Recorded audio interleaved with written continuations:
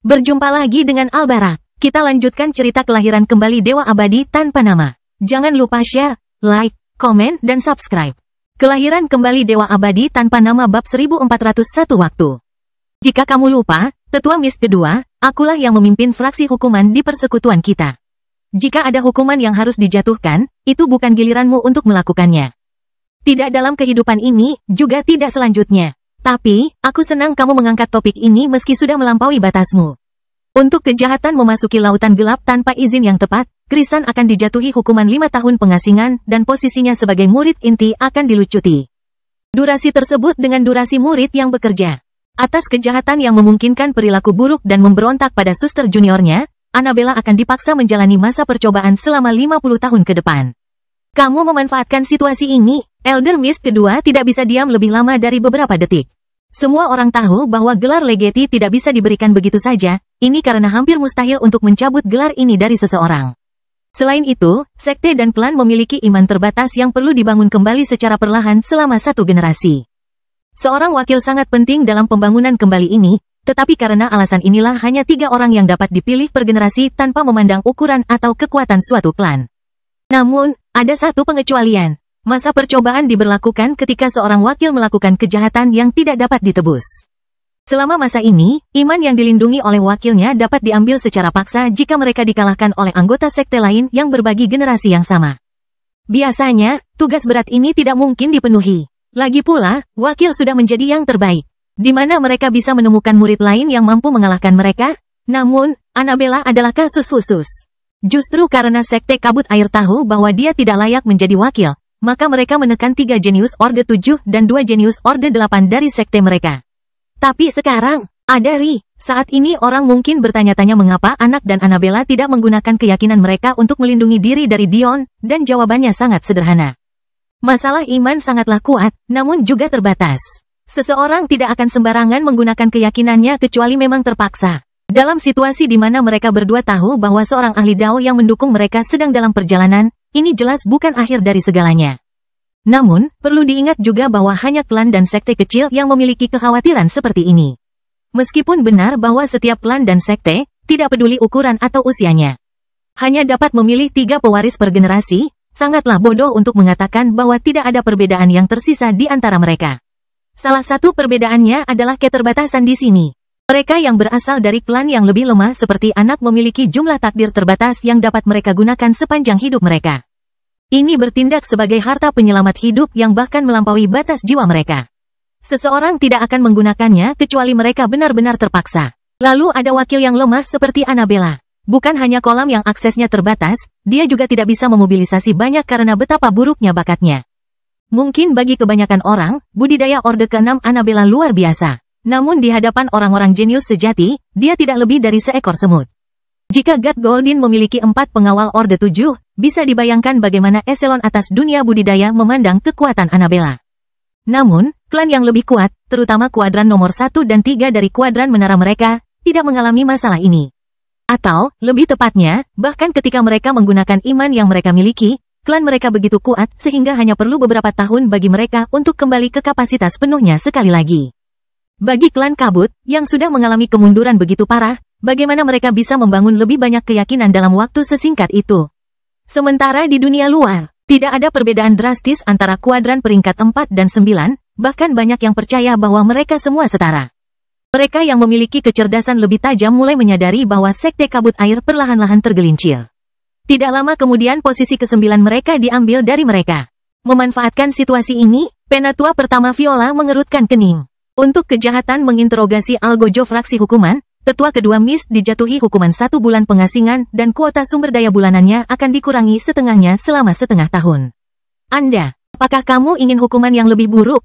Tetua kedua Mist menutup rapat bibirnya, dengan enggan membawa ketiga jenius yang terluka itu pergi bersama dengan tetua kecil klannya. Sebenarnya, dia tidak mengerti kenapa Viola tiba-tiba menjadi begitu berapi-api hari ini. Dia belum pernah menggunakan status Algojo dengan cara ini sebelumnya. Namun, apa yang penatua Mist kedua tidak ketahui adalah justru karena Ri telah kembali dengan selamat sehingga dia bertindak begitu berani untuk mendukungnya sekarang. Dengan Ri membuktikan dirinya dengan cara ini, gagasan untuk membangun koalisinya sendiri untuk mendukung ketua istana bukanlah hal yang mustahil sama sekali. Ditambah lagi dengan budidaya master istana yang masih terus berkembang, dan mereka pasti mempunyai peluang. Jika segala sesuatunya terus berjalan seperti ini, kepala istana tidak hanya akan segera memiliki kultivasi yang menyaingi leluhur sekte, Ri juga akan menjadi pilar yang menopang mereka. Bukan hanya ini saja, tapi juga fakta bahwa Ri memiliki suami yang sangat kuat di belakangnya. Spekulasi besar tentang pencuri istri bertopeng yang memiliki darah bangsawan Elfin dalam dirinya telah beredar selama bertahun-tahun. Tentu saja, ini karena dia telah menekan anak yang memiliki darah manusia tingkat tinggi. Bahkan ada yang percaya dia mempunyai darah malaikat karena sayapnya. Satu-satunya alasan teori terakhir ini diabaikan adalah karena hubungan Ri dengan para elf telah terungkap. Mengingat teknik pertumbuhan sayap bukanlah hal yang sangat langka. Dan fakta bahwa terlalu aneh jika dua penguasa ras manusia yang tampaknya sudah punah muncul sebagai suami dan istri, penjelasan pertama lebih mudah diterima. Viola memiliki banyak kekhawatiran, begitu pula Master Sekte. Mengapa sekte yang begitu kuat memiliki pemegang kunci yang lemah di Annabella? Itu karena mereka tidak ingin memberikan kesempatan kepada ketua istana untuk mengasuh wakilnya sendiri.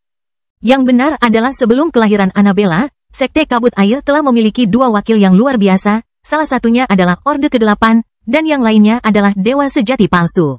Annabella adalah wakil ketiga yang dipilih dengan tergesa-gesa yang hanya dicalonkan untuk mengisi kuota terakhir dan memotong semua peluang bagi faksi ketua istana untuk bangkit. Fakta bahwa Viola telah mengambil kesempatan ini untuk memasukkannya ke dalam masa percobaan akan menyebabkan gelombang di sekte. Ketua Agung dan leluhur klan Kabut tidak akan pernah membiarkan hal ini terjadi. Pada titik ini, orang mungkin bertanya-tanya, mengapa kuncinya diberikan kepada Annabella dan bukan salah satu dari dua orang jenius sejati? Mengapa semuanya berakhir seperti ini dan tampaknya tidak masuk akal? Jawabannya sederhana, waktu. Kelahiran kembali Dewa Abadi tanpa nama bab 1402 Perairan Laut Gelap. Meski tidak bisa mengeluarkan kekuatan penuhnya, perbedaan antara menggunakan senjata kelas tertinggi sebagai makhluk surgawi versus sebagai orang suci seperti membandingkan langit dan bumi. Dion tiba-tiba menyadari kemarahannya jauh lebih sulit untuk diredakan. Dengan lintasan serangan anak, mengingat Ri dan Clara berdiri di sisinya, Ri harus terbelah dua sebelum bisa mencapainya. Tentu saja, anak tidak memikirkan semua ini. Yang bisa dia lihat hanyalah Dion. Dia tidak lagi peduli dengan keinginannya yang acuh tak acuh untuk memiliki Madeline. Dia juga tidak peduli untuk mempermalukan Ri, yang ingin dia lakukan hanyalah tidak mundur selangkah pun dalam menghadapi musuh ini.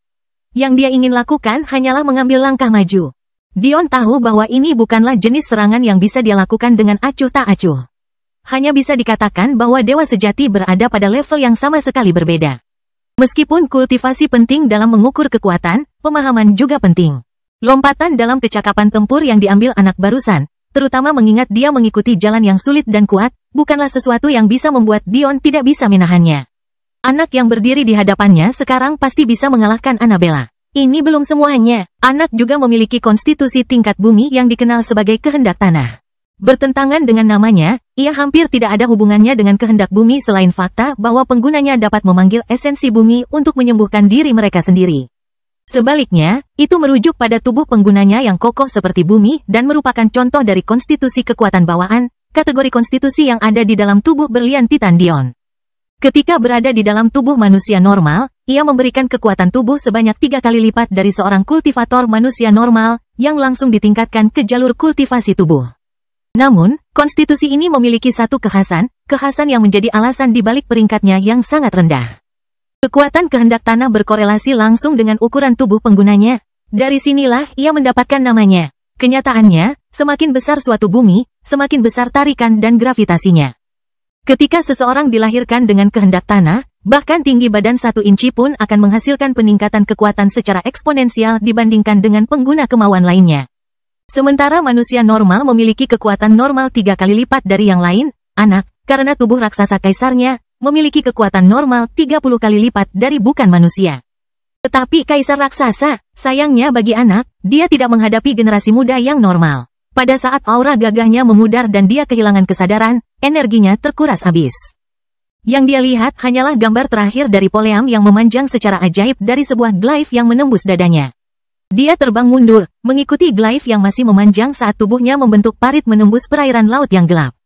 Poleam glyph abu-abu sepertinya memanjang tanpa batas. Kehendak senjata sejati adalah sesuatu yang tidak dapat didekati oleh banyak orang. Bahkan anak yang akhirnya memahami Dao setengah langkah masih jauh dari mencapai level ini karena sebagian besar bahkan tidak akan mengendus penghalangnya sampai memasuki ranah pemahaman Dao. Namun, ini adalah sesuatu yang telah dicapai Dion 6 tahun lalu. Kehendak senjata sejati dari Glyph adalah kemampuan yang sangat luas ini. Menggunakan konsep momentum dan resonansi seperti senjata sejati lainnya, Glyph mampu memanjang dan memendek sesuka hati sambil mempertahankan kekuatan serangannya hingga sempurna. Anak tidak pernah berhasil memasuki jangkauan serangan Dion. Sebelum dia bisa, Dion mengeluarkan pedangnya sendiri yang ditempa dengan berlian kurcaci. Hanya dengan berpikir, pedang itu melesat keluar, menembus dada anak, dan menyebabkan dia terbang mundur.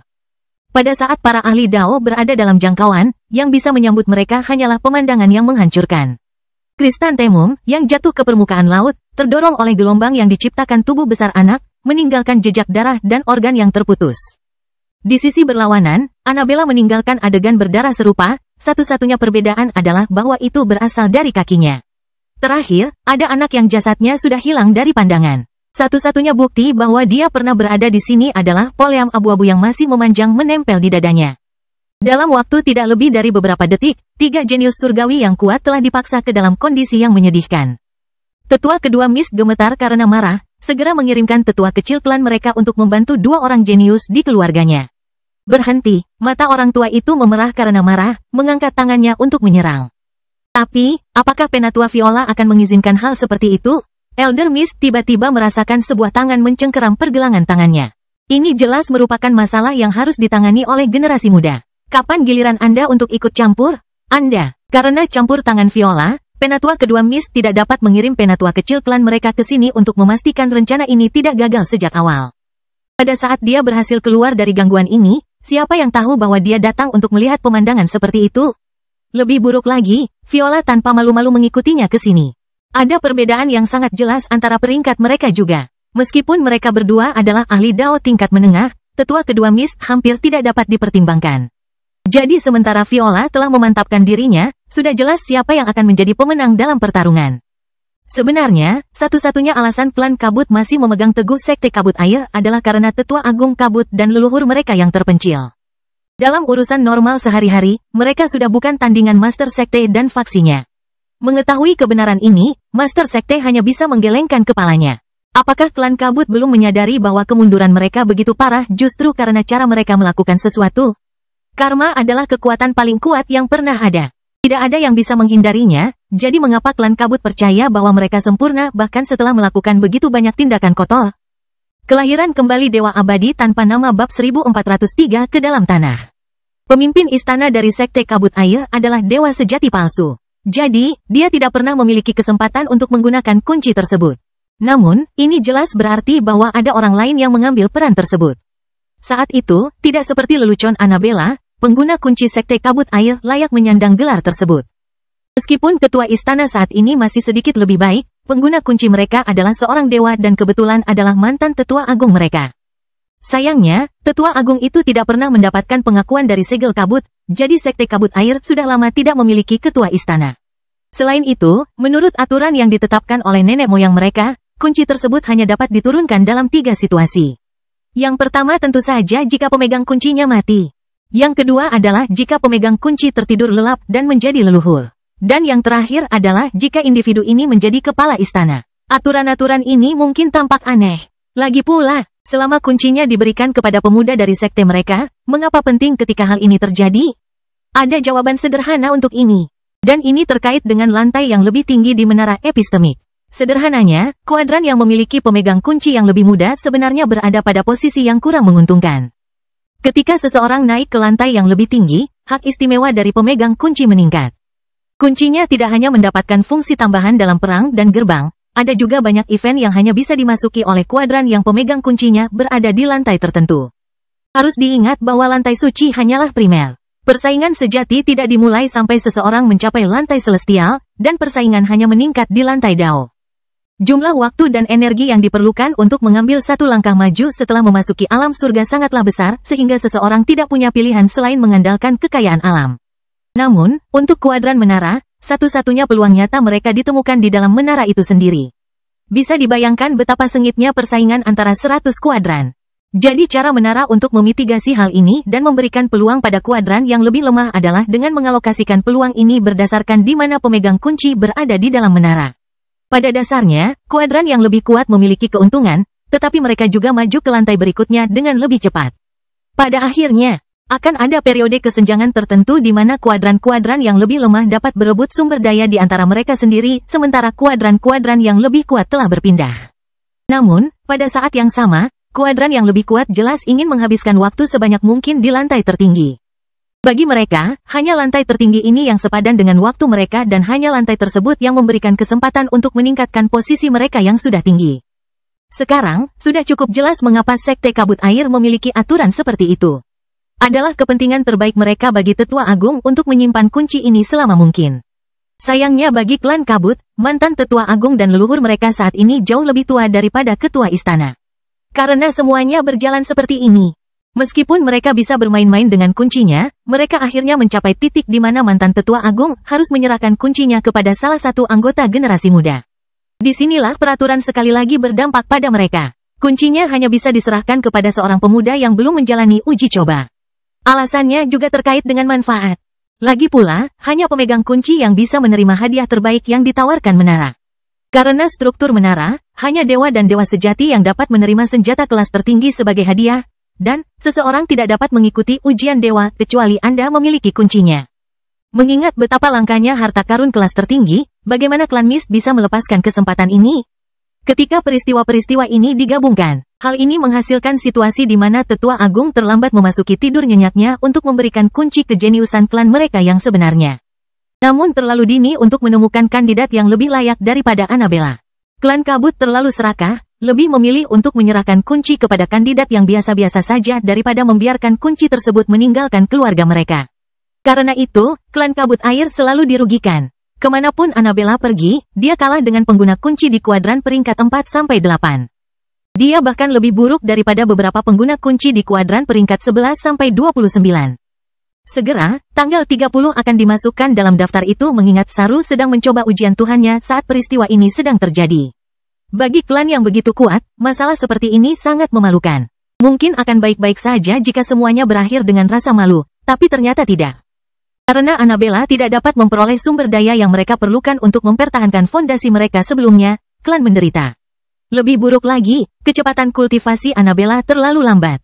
Siapa yang tahu kapan dia akhirnya mencapai lantai Dao? Sebenarnya, Sekte Kabut Air telah mengetahui bahwa Annabella akan kekurangan setelah menguji bakatnya saat masih muda. Faktanya, mereka memperkirakan bahwa dia hanya akan menjadi makhluk surgawi orde ketiga atau keempat.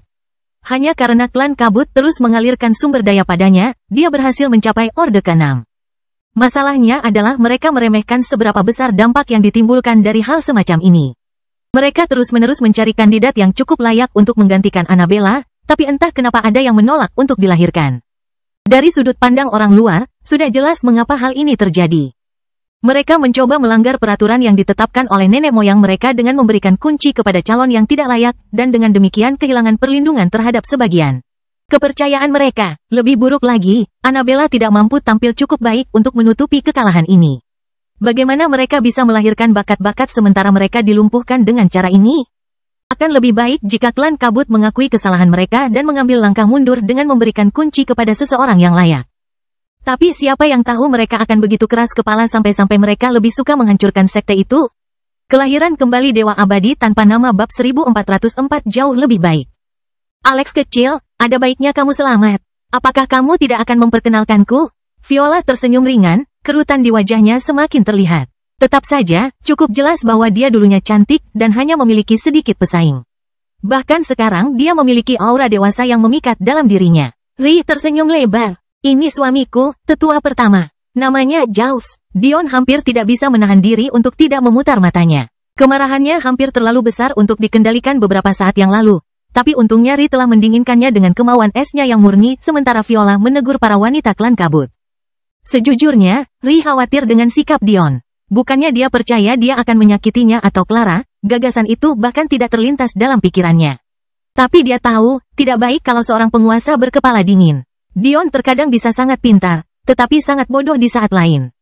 Pada akhirnya, dia akan mencapai titik di mana kecerdasannya tidak bisa menariknya keluar dari kebodohannya. Ah, jadi dia punya nama. Viola tertawa kecil. Dia sama sekali tidak memiliki kesan seorang penatua. Dia berbicara kepada Ri seolah-olah mereka adalah dua siswi. Ri cemberut ringan mendengar godaan Viola. bukanlah gambaran terbaik bagi suaminya untuk dinobatkan sebagai pencuri istri bertopeng. Faktanya, video konfrontasi Dion dengan Daisuke sudah beredar bertahun-tahun. Setidaknya 60-70% orang setuju dengan pendapat Daisuke. Meskipun jelas bahwa Daisuke hanya mengungkit kehidupan pernikahan Dion untuk mendorongnya bertindak, hal itu tidak menghentikan banyak orang untuk memihaknya. Lagi pula, bagi orang yang tidak tahu apa-apa yang tidak tahu bahwa Madeline adalah istri Dion dan bukan seseorang yang dia coba curi, kata-katanya tampak masuk akal. Mengapa Dion mengejar wanita lain, wanita yang sudah menikah, jika dia memiliki Ri di sisinya? Bukankah dia hanya sekedar menamparkan wajah istrinya sendiri? Aku tidak tahu apa yang kamu pikirkan, anak muda, tapi sebaiknya kamu tidak menyakiti Alex kecil. Aku tidak peduli jika klanmu sudah menyetujui pernikahanmu. Aku secara pribadi akan memastikan Alex kecil memutuskan hubungan denganmu. Viola berbicara dengan tegas, mengambil peran sebagai kakak perempuan tanpa malu-malu meskipun usianya sudah lanjut. Harus diingat bahwa sekte kabut air adalah sekte yang semuanya perempuan seperti halnya sekte Flaming Lily.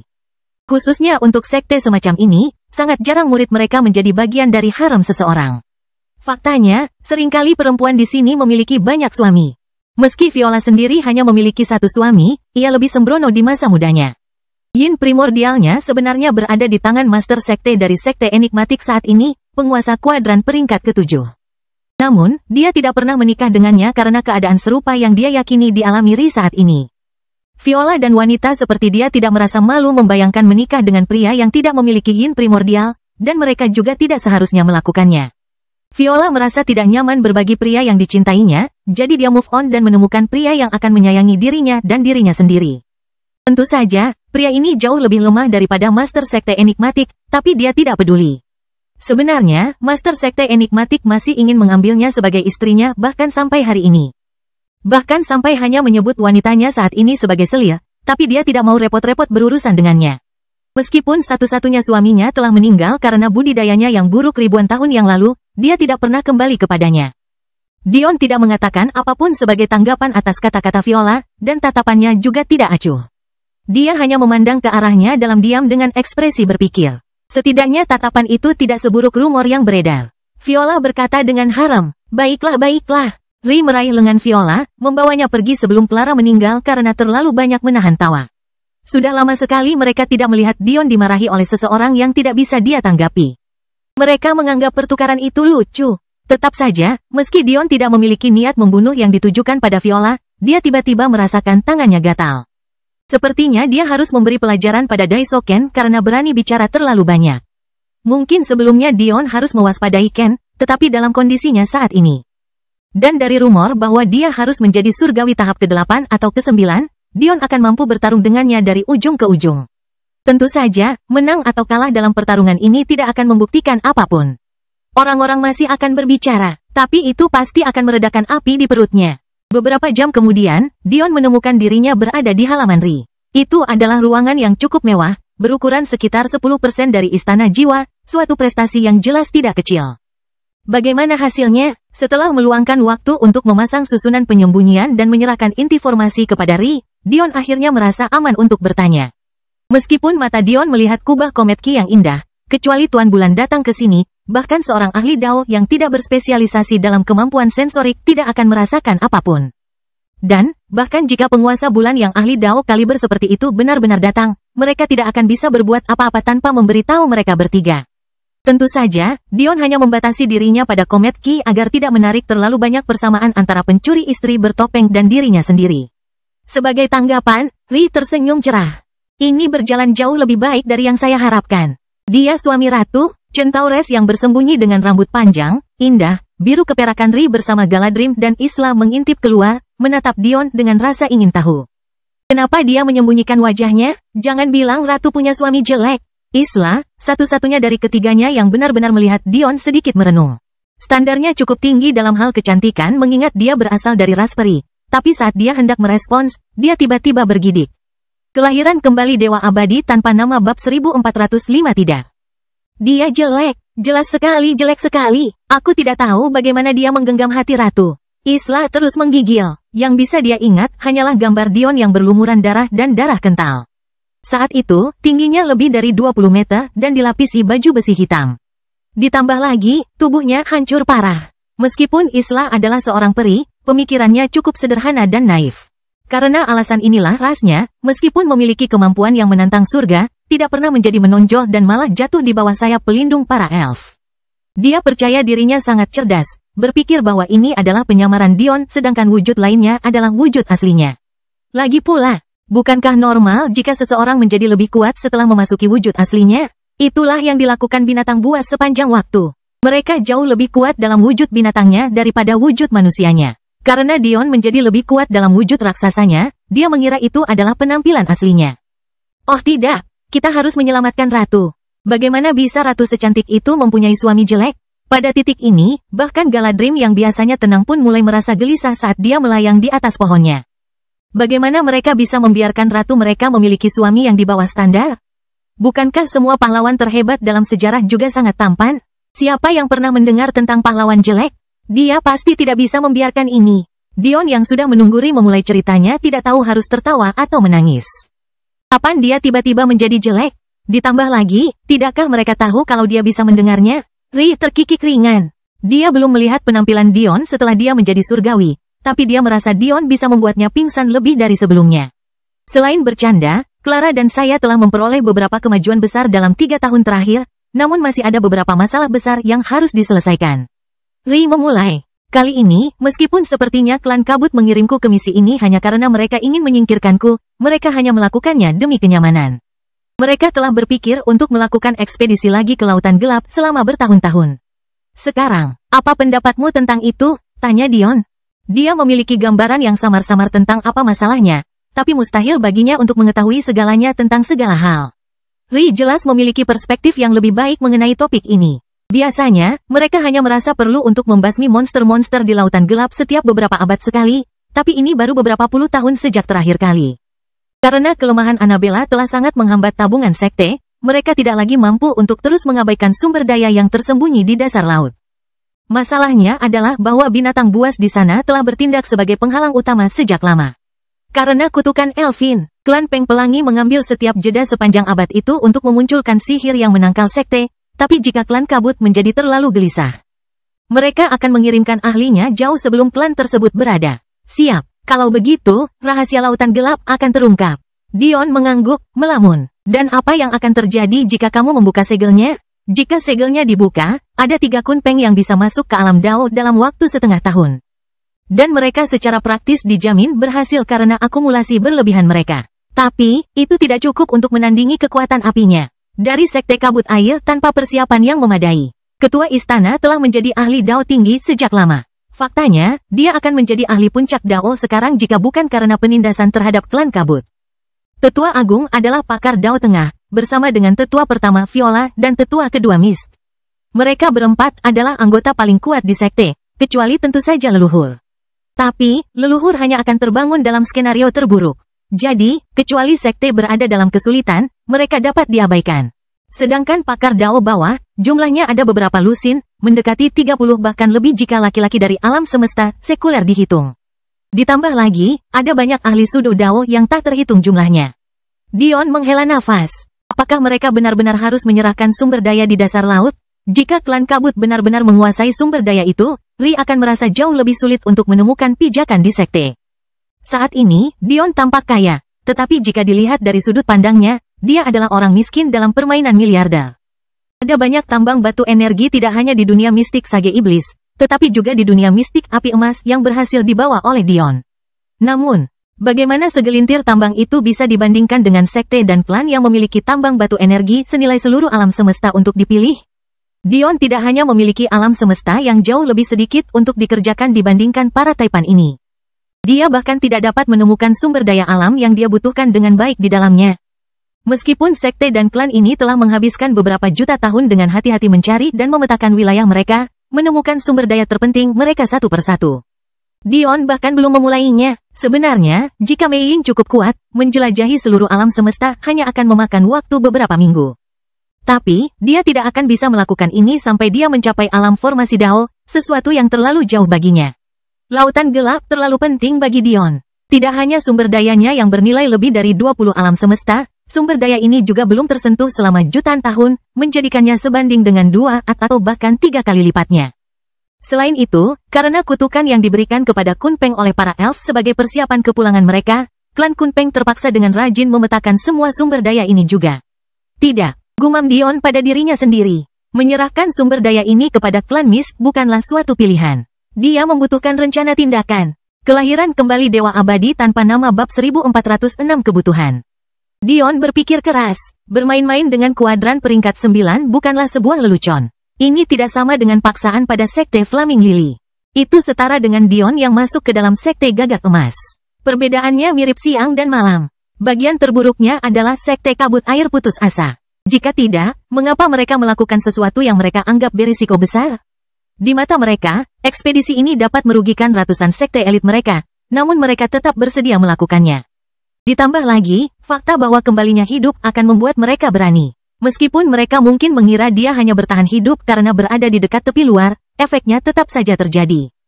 Lagi pula, sebelum Ri, tak seorang pun di bawah alam surgawi puncak yang pernah bertahan begitu lama di luar sana. Apakah dia akan mengambil risiko? Atau haruskah dia mengurangi kerugiannya? Ini bukanlah akhir dari dunia. Clara tiba-tiba berbicara. Kita punya sesuatu yang tidak mereka miliki, kan? Peta yang digambar Kunpeng sangat detail. Karena mereka bisa menggunakan panggilan binatang buas untuk mengintai mereka, peta itu mencakup 95% dari segala sesuatu yang bernilai. Ada 1.685.405 tambang batu energi.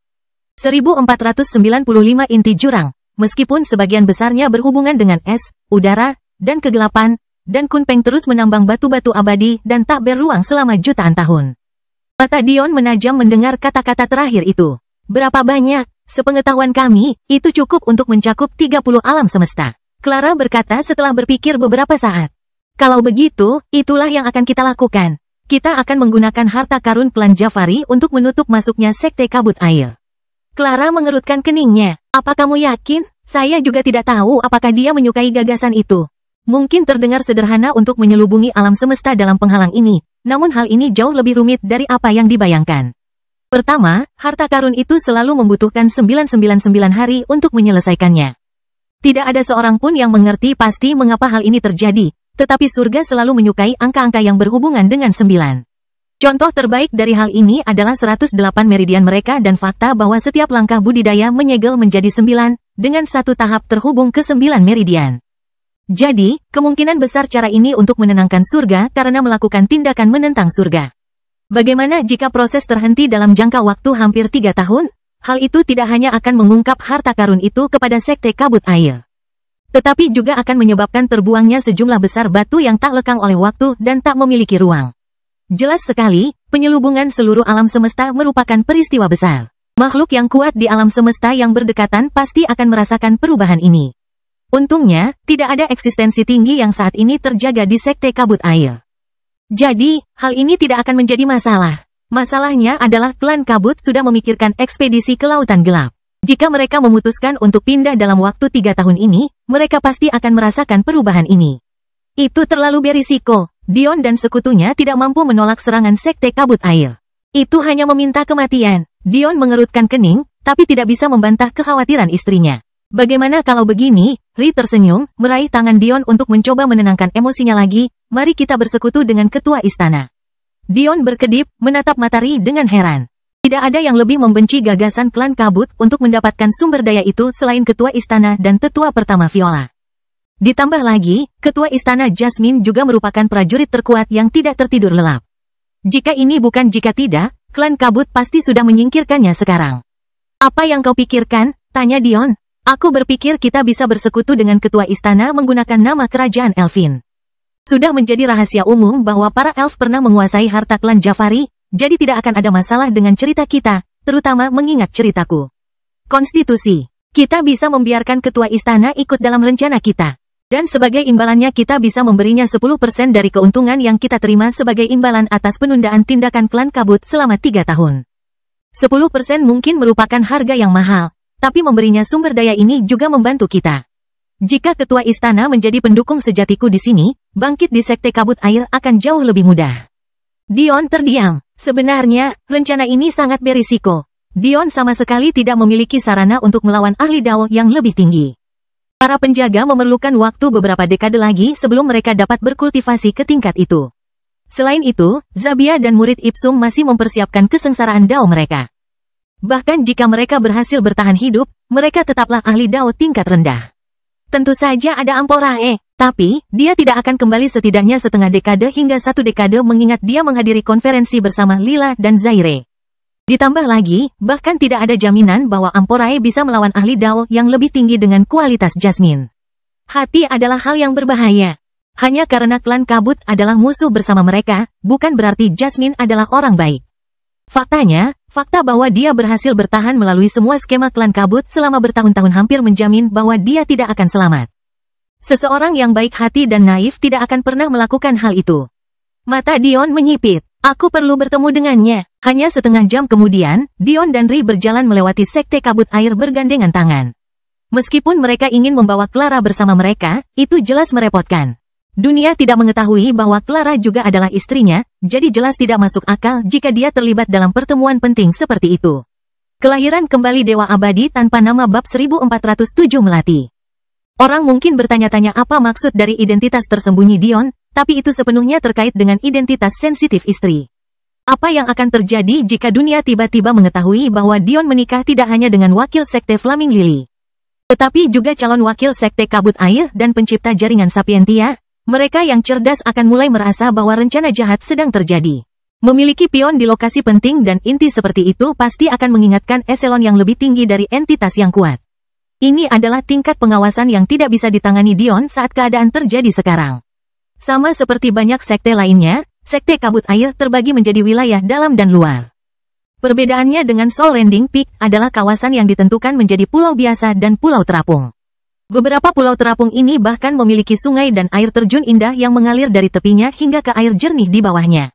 Benar-benar terlihat seperti surga. Kepala istana menerima pulau terapung miliknya sendiri. Faktanya, pulau terapung ini adalah yang tertinggi kedua, setelah tanah suci sekte dan tempat peristirahatan leluhur mereka. Sedangkan untuk markas pribadi klan kabut dan tanah suci, itu tidak terletak di alam semesta ini, melainkan di alam semesta yang berdekatan. Untungnya, karena struktur sekte kabut air, jauh lebih sulit untuk melacak lokasi dan keberadaan para murid. Pulau-pulau tersebut terlalu jauh dan terlalu terlindungi. Ditambah dengan keahlian Dion dalam daftar penyembunyian dan tidak ada yang tahu bahwa dia dan Ri sedang mengunjungi kepala istana. Akhirnya, pasangan itu berhasil sampai ke wilayah pribadi ketua istana. Mereka bisa mengangkat kepala dan melihat pulau terapung di atas mereka. Intinya adalah menyusup ke area penting secara sembunyi-sembunyi itu terlalu sulit. Setelah dimusuhi selama ribuan tahun, bagaimana mungkin Jasmine tidak mengambil tindakan pencegahan? Jika dia terganggu saat dia berada dalam masa kritis dalam kerusakannya, akibatnya akan sangat buruk. Sayangnya bagi Jasmine, penggunaan formasi Moongrade mungkin menghambat orang lain, tetapi tidak berguna melawan Dion. Pada akhirnya, jalur jiwa akan selalu menjadi yang terbaik dalam meletakkan formasi skala besar. Meskipun sihir dan jalur energi dapat membuat replika yang murah, keduanya tidak pernah sebaik ini. Jadi sebagian besar lebih suka menggunakan formasi jalur jiwa konvensional. Ini dimainkan langsung di tangan Dion. Apakah kita akan melakukan ini? Ri agak khawatir. Menerobos seorang ahli Dao, terutama ahli wanita formasi Dao, jelas bukan ide yang bagus. Aku merasa dia akan mengatakan sesuatu yang membuat marah nanti, kata Dion ringan. Dalam negosiasi, pihak yang didekati terlebih dahulu hampir selalu berada di pihak yang kalah. Hanya dengan menempa kekuasaan terlebih dahulu maka segalanya akan berjalan sesuai keinginan kita. Mari kita lihat apakah dia berani membuat kesal setelah ini. Ri tidak tahu harus tertawa atau menangis mendengar kata-kata ini. Anda bahkan belum pernah bertemu dengannya, apakah Anda benar-benar harus bersikap begitu bermusuhan? Tetap saja, dia menganggap sisi Dion ini lucu. Dia sangat benci diuji sehingga dia memilih untuk menguji dirinya sendiri sebelum pertemuan dimulai. Itu terlalu lucu. Dion memeluk Ri. Bantuan jiwa? Pada saat itu, roda gigi rumit mulai berputar di mata Dion. Rahasia batin dari bayangan di hadapannya tiba-tiba terungkap. Dia menemukan ribuan kekurangan dalam sekejap, sesuatu yang bahkan mengejutkan dirinya sendiri. Jika dia mengandalkan pengetahuannya saja, dia hanya bisa menjamin menemukan beberapa lusin. Kita harus ingat bahwa kemampuan inti bantuan jiwa adalah menganalisis teknik sedemikian rupa sehingga semua rahasianya akan terbuka untuk Anda. Dengan menggunakan informasi ini, menjadi lebih mudah untuk memanipulasi suatu teknik sesuka hati. Jelas sekali, kemampuan seperti itu dapat diterapkan dalam berbagai cara di luar tujuan awal teknik tersebut. Menggunakannya untuk memecahkan formasi membuat segalanya 10 kali lebih mudah. Tubuh Dion melesat ke depan. Gerakannya menjadi halus dan mengalir bebas. Hanya dalam waktu 1 jam, dia telah menginjakkan kaki di pulau kepala istana tanpa memberi peringatan kepada satu orang pun. Menurunkan Ri, dia meraih tangan, menaiki tangga dengan mudah. Pada saat itu, tekanan yang dapat menghancurkan langit tiba-tiba menyebabkan pulau itu bergetar. Namun Dion hanya tersenyum, merasa sangat puas dengan dirinya sendiri. Ri pusing sambil tertawa getir. Menghapus kekalahan dari Viola pada hari sebelumnya jelas berdampak padanya. Memang benar dia tidak terbiasa menerima kekalahan, tapi apakah terlalu berlebihan untuk mengambil satu langkah mundur? Pintu kastil besar yang tampaknya dibangun dengan permata safir terbuka. Penindasan mungkin akan hilang, menjadi angin segar yang mengundang mereka masuk. Dion diam-diam memuji dalam hati.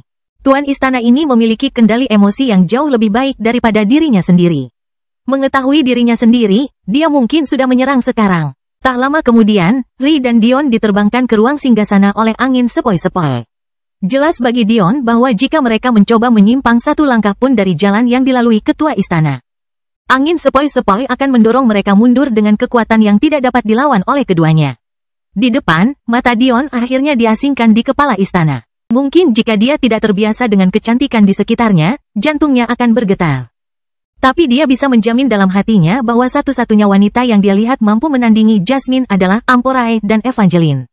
Ciri-ciri melati sangat indah. Dia memiliki mata kuning besar yang berkilauan dengan bintik-bintik emas, rambutnya seperti air terjun berwarna hitam yang indah, dan kulitnya bersih. Sebuah karakteristik yang terlihat sepenuhnya hanya karena gaya berpakaiannya. Jasmine mengenakan jubah beludru-beludru, didekorasi dengan warna biru langit murni dan disulam dengan emas dan perak. Namun yang membuatnya menarik perhatian adalah gaya gaun itu sendiri. Selain lengan yang menempel erat di bahu dan lengan atas Jasmine sebelum mengipasi istri kami di siku, ada jurang dalam yang membentang dari tulang selangka hingga perutnya. Faktanya, sebagian besar kulit yang bisa dilihat Dion disebabkan oleh pola leher V yang sangat panjang sehingga menampilkan tubuhnya yang kencang. Kelahiran kembali Dewa Abadi tanpa nama bab 1408 dilempar. Ketua istana tidak terlihat berbeda dengan seorang wanita muda berusia 20 tahun, dan kecantikannya membuat seseorang sulit mengalihkan pandangan darinya. Ditambah dengan senyumannya yang cerah dan mengundang, dia jelas merupakan seorang femme fatale.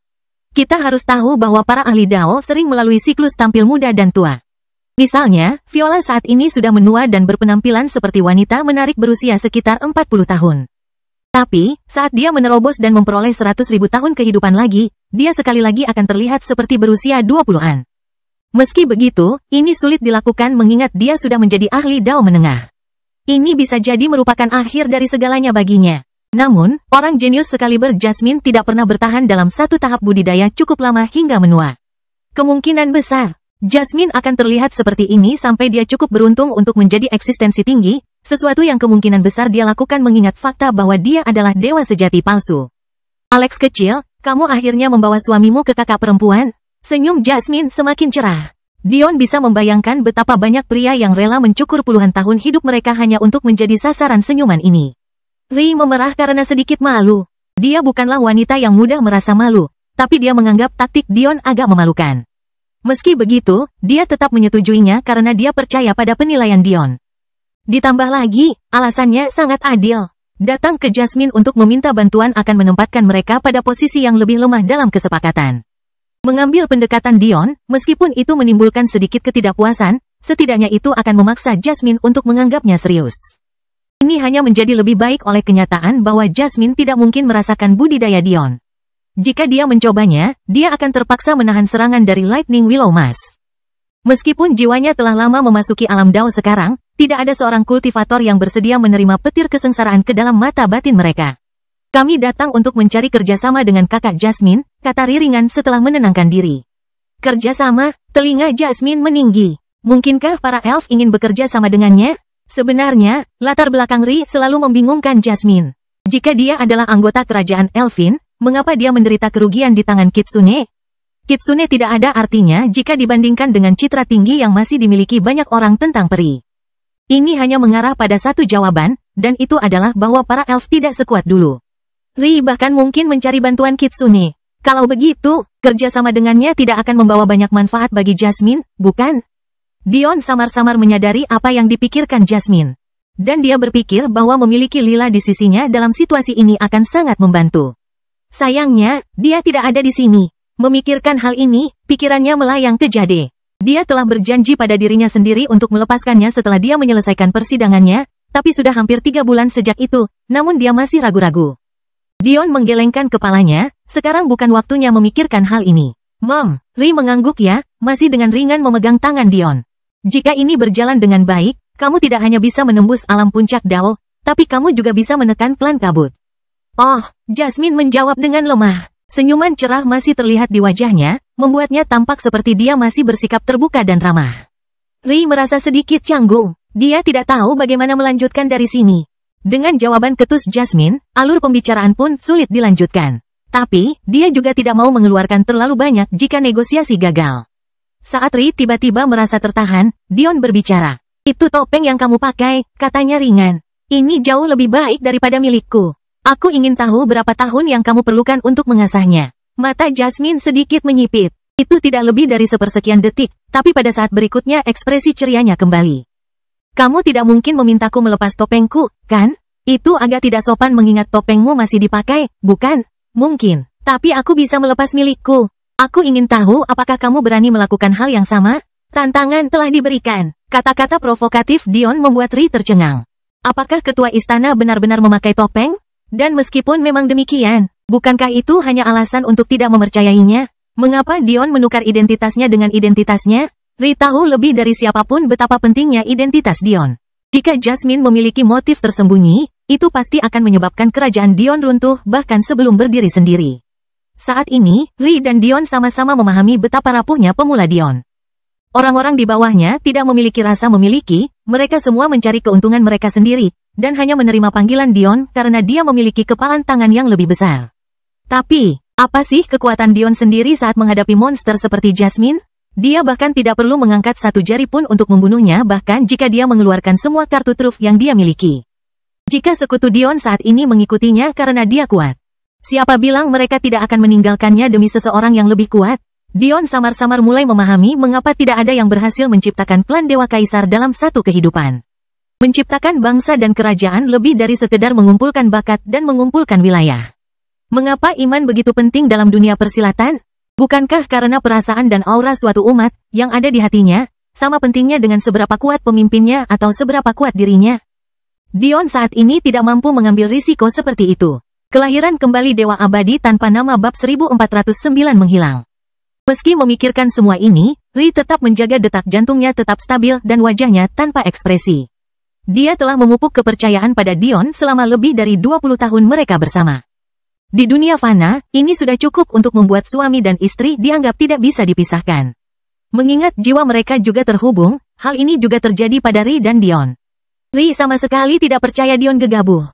Hampir seolah-olah dia berharap untuk mendeteksi sesuatu, bahkan setelah mendengar kata-kata Dion, merasakan ketuhanan Jasmine melatih Ri. Namun siapakah sangka benda itu bahkan tidak mampu memasuki radius 10 meter dari pasangan muda itu? Mata Jasmine semakin bertambah. Dia tahu bahwa jika dia mencoba memaksa masuk, dia akan mendapat serangan balik yang parah. Karena kehadiran Dion telah menyatu dengan setiap aspek keberadaannya, tentu saja termasuk perasaan keilahiannya sendiri. Sampai saat ini, perasaan keilahiannya hampir seperti makhluk hidup dan memiliki aura nyatanya sendiri. Bagaimana mungkin seorang ahli Dao yang muncul di jalur energi seperti Jasmine bisa menjadi tandingan Dion? Meskipun Jasmine sedang menyelidiki, hati Dion tetap damai. Dia memperhatikan betapa tenangnya Ri dan itu membuatnya menghargai betapa menakjubkannya memiliki wanita yang cakap di sisinya. Sebenarnya, seluruh urusan ini adalah ide Ri. Dialah yang memberi mereka jalan menuju kesuksesan. Istrinya sudah melakukan bagiannya, kini giliran Dion yang memanfaatkan peluang tersebut. Menarik sekali, naluriku memberitahuku bahwa kamu jelas bukan ahli Dao meskipun aku tidak bisa merasakan pemukulanmu. Namun, indera ketuhananmu jauh lebih kuat dari milikku. Aku takut dalam pertarungan jiwa, bahkan 100 orang dariku tidak akan layak untuk dicintai. Senyum Jasmine tidak berhenti. Dion mengangkat bahu. Artinya, kamu tidak bisa berharap untuk mengunci area ini dengan domainmu. Jika aku ingin pergi, kamu pun tidak bisa menghentikanku. Melati terkikik. Kamu agak terlalu naif, Little Jaws, kan? Bukankah kamu terlalu meremehkan kami untuk ahli Dao? Mungkin aku meremehkan ahli Dao secara keseluruhan. Tapi, aku jelas tidak meremehkanmu. Sayang sekali bakat sepertimu tidak akan pernah meninggalkan pulau terapung ini. Saat Jasmine mendengar kata-kata tersebut, ekspresinya benar-benar berubah untuk pertama kalinya. Hal ini tidak terjadi ketika dia menjanjikan ketidakseimbangan yang besar, atau ketika dia diberi kesempatan untuk menjadi eksistensi tinggi, atau ketika Dion menuduhnya memakai topeng. Tapi, ketika dia mendengar kata-kata ini, kegelisahan terguncang sampai ke inti. Pada saat itu, ekspresinya berubah. Wajah Jasmine yang cerah dan lincah tiba-tiba menjadi sangat gelap. Dia tetap cantik seperti sebelumnya, tapi dia memiliki aura yang mengancam dan gelap yang membuatnya tidak bisa didekati. Iris matanya membesar seiring gelapnya, menyelimuti matanya dengan warna hitam pekat. Memandangnya sekarang seperti menatap ke dalam lubang hitam yang tak terbatas. Dia tampak tidak berbeda dengan hantu pucat dan penuh dendam. Meskipun Jasmine menyadari kesalahannya pada saat berikutnya, sudah terlambat untuk memperbaiki apapun. Wajah sebenarnya dari ketua istana Sekte Kabut Air terungkap di hadapan Ri dan Dion. Cahaya jahat itu, aura jahat itu. Bahkan jika surga sendiri turun dalam bentuk humanoid untuk memberitahu Dion bahwa wanita ini tidak mempraktikkan teknik jahat apapun, dia tidak akan pernah mempercayainya. Ri mengerutkan kening. Apakah dia melakukan kesalahan? Bagaimana mereka bisa bersekutu dengan orang jahat seperti itu? Dari kelihatannya, Jasmine pasti mempraktekkan banyak teknik jahat. Ini tidak sama dengan teknik iblis atau setan, mereka termasuk dalam kategori kekejaman dan pembunuhan yang tidak pernah disentuh oleh teknik sebelumnya. Dion tersenyum ringan. Sepertinya kamu akhirnya memutuskan untuk menunjukkan dirimu. Yah, aku tidak akan menjadi pria terhormat jika aku tidak menepati janjiku, bukan? Dion samar-samar menyentuh topeng perak emasnya. Sesaat kemudian, hal itu mulai perlahan menghilang ke wajahnya. Hati Ri sedikit berdebar melihat tindakan Dion. Tapi, untungnya, penghalang perasaan ilahi yang Dion miliki tidak membuat Jasmine menyadarinya. Pada saat itulah sesuatu yang sangat menakjubkan terjadi. Saat kemampuan siluman topeng itu perlahan memudar, sesosok Dion Ri yang belum pernah dilihat sebelumnya muncul. Rambut pendeknya yang berwarna merah keemasan kecoklatan tumbuh keluar, digantikan oleh warna biru laut halus yang mencapai bagian kecil punggungnya. Ciri-cirinya menjadi lebih tajam dan lebih miring, garis rahangnya yang sudah terdefinisi dengan baik tampak memotong udara yang ada. Perubahan yang sama juga terjadi pada hidungnya. Sebelumnya, hidung Dion digambarkan sangat proporsional dengan tepi yang lembut dan bulat. Tapi sekarang, jembatannya pun menjadi tajam, menjadi lereng gunung yang curam. Mata Dion juga berubah. Dari warna zamrud emas barunya, warnanya menjadi biru berkilauan yang indah. Itu mirip dengan dua bola kaca yang menampung kekuatan langit. Pada akhirnya, kulitnya memucat dari warnanya yang nyaris seperti perunggu mawar, menjadi batu giok yang lembut dan tiada taraf. Meski begitu, meski dengan semua ini, tidak ada keraguan sedikit pun bahwa ciri yang paling menonjol adalah telinganya yang baru dan tajam. Mereka jauh lebih panjang dari Ri yang hanya bisa dianggap setengah elf. Dion sekarang tampak tidak berbeda dengan Royal Elf berdarah sejati. Dalam keadaan seperti ini, tampangnya merupakan deskripsi yang tidak memadai.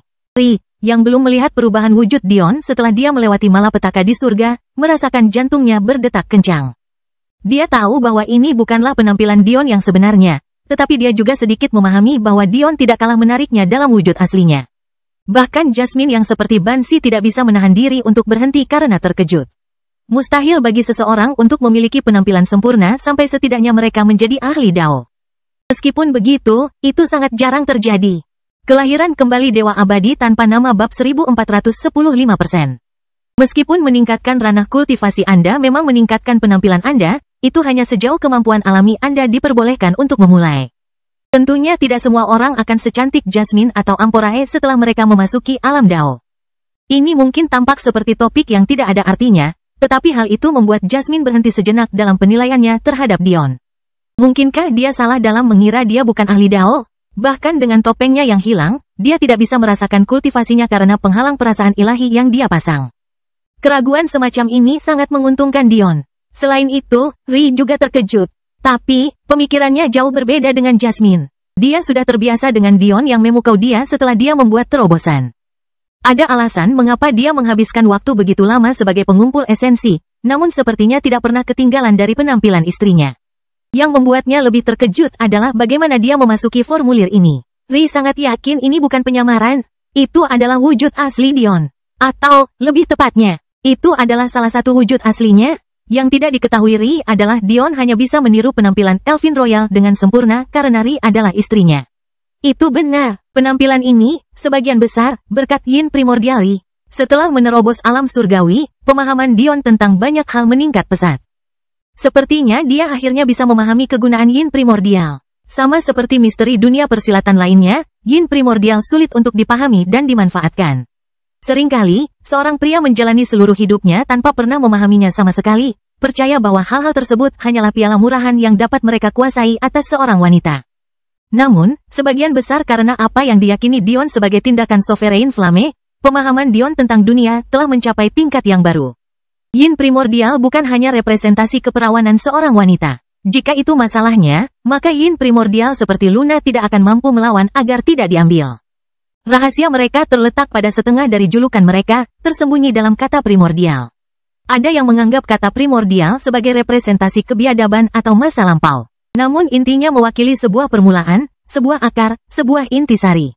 Inilah mengapa primordial ki mampu membantu makhluk surgawi meningkatkan kembali garis keturunan mereka. Yin primordial membawa rahasia asal-usul wanita. Sama seperti yang primordial yang membawa asal-usul manusia. Sepasang suami istri dapat menggunakan yin dan yang primordial mereka untuk belajar dan tumbuh bersama. Namun, itu hanyalah puncak gunung es. Mereka juga bisa menggunakannya untuk memahami asal-usul nenek moyang mereka. Dengan menstimulasi yin primordial ri, Dion mampu memanfaatkan esensi peri.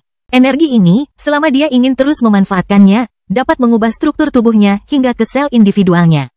Saat ini, bahkan jika seorang transenden turun dari alam abadi dan menggunakan sens abadi mereka untuk memindai Dion, bahkan mereka tidak akan dapat mengatakan bahwa dia adalah manusia biasa. Tanpa gagal, mereka semua akan percaya dia adalah Royal Elf. Mengapa klan begitu menjaga anak perempuannya, tetapi tidak terlalu menjaga anak laki-lakinya? Inilah alasannya, jika seorang ahli waris menikah dengan pria yang salah. Itu sama saja dengan mewariskan inti klan mereka kepada makhluk yang lebih rendah. Bagaimana mereka bisa membiarkan hal seperti itu? Meskipun banyak yang sudah lama melupakan akar penyebab budaya ini tersebar luas, beberapa klan dan sekte yang lebih besar akan selalu mengingatnya. Beberapa dari mereka bahkan memiliki metode khusus untuk mengekstraksi yin primordial yang bertahan dari era kekacauan itu sendiri. Tentu saja, kekhawatiran klan ini mendekati paranoia. Tingkat pemahaman yang dibutuhkan untuk mencapai apa yang Dion miliki sungguh tidak terduga. Hal ini tidak dapat dilakukan tanpa bantuan surga. Bahkan Dion, dengan segala kecerdasannya, benar-benar berdinding batu sebelum dia menyatu dengan Sovereign Flame. Tapi sekarang, dunia yang benar-benar baru telah terbuka untuknya. Sekarang, Dion berbicara ringan, suaranya berubah untuk menenangkan telinga kedua wanita di sisinya seperti angin musim panas yang manis. Bagaimana kalau kita bicara tentang kerjasama?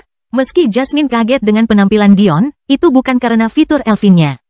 Karena kemampuan penyelubungan topeng Dion, sulit untuk mengetahui atributnya. Dia hanyalah gambaran samar-samar di benak mereka. Jadi, tidak ada yang tahu detail penampilannya, entah itu panjang rambutnya atau ketajaman telinganya.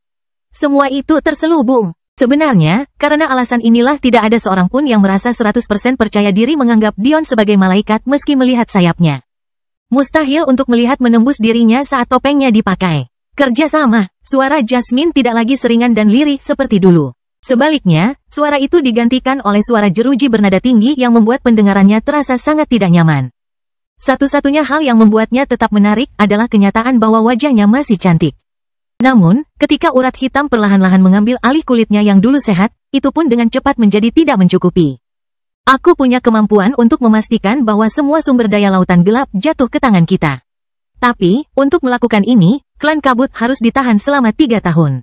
Singkatnya, semuanya akan hilang begitu saja. Satu-satunya orang yang mampu membantu kami adalah kamu. Dan imbalan apa yang saya terima? Saya akan memberi Anda 5% dari sumber daya itu. Hanya 5%? Tawa Jasmine mengguncang kastil. Tampaknya dunia pun mulai kehilangan warnanya. Jika Dion tidak mengetahuinya, dia akan mengira murid keabadiannya telah aktif secara tidak sengaja. Cerita bersambung. Jangan lupa share, like, komen, dan subscribe. Agar tidak ketinggalan cerita selanjutnya.